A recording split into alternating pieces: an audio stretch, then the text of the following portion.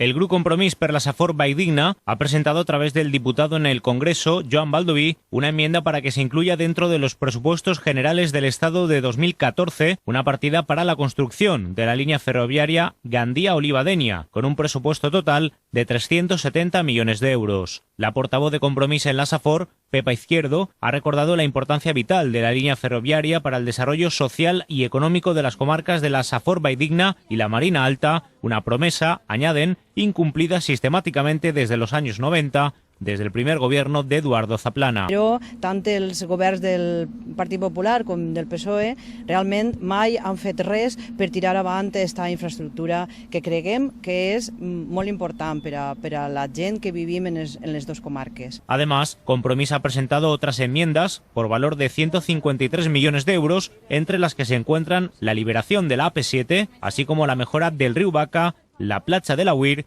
o el acceso sur al puerto de Gandía, entre otros asuntos.